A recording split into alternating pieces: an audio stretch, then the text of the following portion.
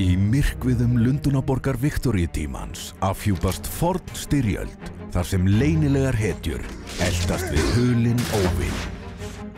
Öld vísindana gat af sér þróaðri vopn og við upphaf nýrra tíma afhjúpast hryllileg illska. Uppgöt við myrkasta leyndamál sögunar. The Order 1886. Aðeins á PlayStation 4. Here we go!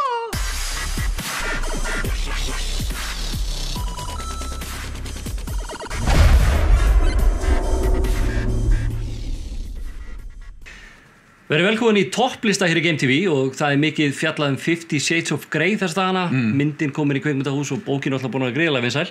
Gandalf the Grey. Wow! En við höfum átt svona moment í tölvuleikjum. Já. Kynlíf, vera að binda fólk og gera ýmislegt eins og í þessari mynd, skils mér. Ég er ekki búin að sjá hana. Og við ætlum að fara yfir topp 5 leiki þar sem að kynlíf kemur fyrir. Gat nú verið að þú kemur með eitt svona leik? Nei, þetta er ekki að koma frá mér. Maður á 50-aldri að koma með einhverja leiki leikjum kynlíf. Ég man bara tíman að tvenna í tölvuleikjum. Viltu ég sé að spila einhverja sýndarleiki og svo viltu líka ég sé að spila einhverja svona klámleiki? Nei, ég vil bara... Þetta er að skammast þín. Ég vil bara spila með Gamli kall. Leiki við mig. Ég er bara að leiki við mig. Leiki við mig, þú mátt leika við mig. Segðu mig frá kynlífi. Nei, ég er að tala þú veist, þú hefur nú spilað leiki með kynlífi. Já. Þetta er svolítið skrítið, maður með stýripinnan að fara að stýra einhverju svona vesen. Þetta er svolítið öðruvísi heldur en að horfa bara á þetta í bíómynd. Sko það sem ég verð svo mest áhugaverðast held ég verði þegar að sko 3D-glerun og allt þetta nýja sem er að koma inn. Oculus Rift. Þegar það fer að detti í klámið. Já, það verður örugglega svakalegt. Það verður rosalegt. Það hins vegar hefur ekki stoppað leikjaframleiðendur frá því að hafa klám í leikjum og við ætlum að kíkja á 5 slíka og í 5. sæti er Dragon Age Inquisition. Já. Og þar eru Kunari ættbálkurinn. Þeir eru með svona horn. Eru þeir horny? Já, þeir eru með 2 hot hér og 1 hér og... Óli, það er eitthvað svo creepy þegar þú gerir svona hluti. Nú í 4. sæti þá er að leikunum Witcher 2 og það er hlutverkaleikir, þar virðist kynlíf oft spila stóra hrullu.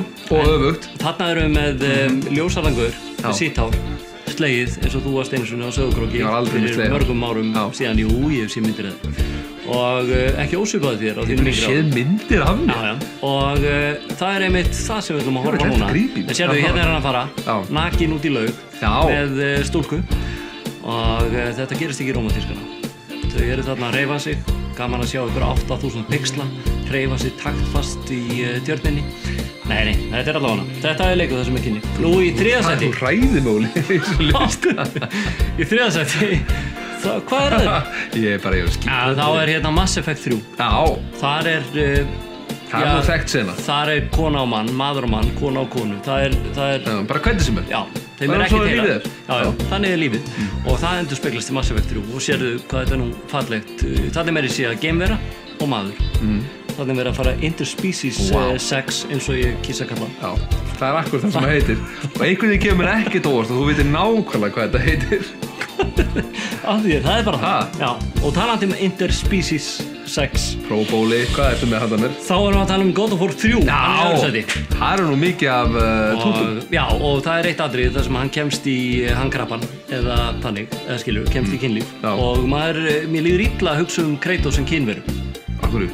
Af því að hann myndi væntanlega bara drepa allt sem hann myndi leggja lag sitt við. Hann er búinn að vera lengi í stríði. Já, ég meina... Aðeins að fá að slaka á. Já, ég meina hann hefur ekki slakað sko í fyrstu 2. Hann drap náttúrulega fjölskyldur sína. Eða konuna sína. Hann var í ruglinu þá. Já, og hérna, það var bara hluti af sögutræðinum. En hérna, hann hefur ekki fengið það lengi og ég myndi ekki vilja vera fyrsti maðurinn sem yrði á vegi Kratos í þeim ham, sko. Myndirðu vilja vera hann með? Þetta myndi ég ekki vilja þá, Óli. Okkur. Ég er bara hræddur að það er skott að það séu fleiri en við hérna inn í þessu herbergi. Ég held að hún myndi springa úr gleði. Alltaf. Hvað er það í 1. sæti? Já. Þá er afturkvartið fortið. Já. Þá er það Leisure Suit Larry. Hann hefur alltaf gert 8-9 leiki. Það er enda veisla. Já, en það er leiki sem voru svona fyrstu leiki sem voru að keyra á kynlífið. Svolítið mikið tís. Já, það er samt meira þannig. Það fór illa með mig sem unga mann. Já. En maður var að spila hann í CGA, það voru 4 lítir á skjánum. Já. Og þar hreyfði nú samt við manni, þannig að maður þurfti nú ekki mikið. Einhvern veginn kemur það mér ekki óvart. Hvað? Þú ert komin á 4 pixlum, hvað það er, 8000 dagar? Já. maður var ekki starf að byrja. Vá, ertu orðinn svona dofinn bara í dag, þarf alltaf fleiri og fleiri pixla til að koma þér til. Vó, slaka. Þetta svona topp 5 listi yfir leiki sem innihalda kynlíf og ég veit ekki hverjum við erum að gera greiða með þessum lista en við allavega erum búin að koma hann út og það verður ekki aftur tekið. Þannig að við bara þökkum fyrir áhorfið og þökkum fyrir bara, ef einhver hefur enst þetta lengi, þökkum fyrir lífið. Takk. Í myrkviðum Lundúnaborgar Viktoríutímans afhjúpast forn styrjöld þar sem leynilegar hetjur eltast við hulinn óvin. Öld vísindanna gat af sér þróaðri vopn og við upphaf nýrra tíma afhjúpast hryllileg illska. Uppgötvið myrkasta leyndamál sögunar. The Order 1886. Aðeins á PlayStation 4.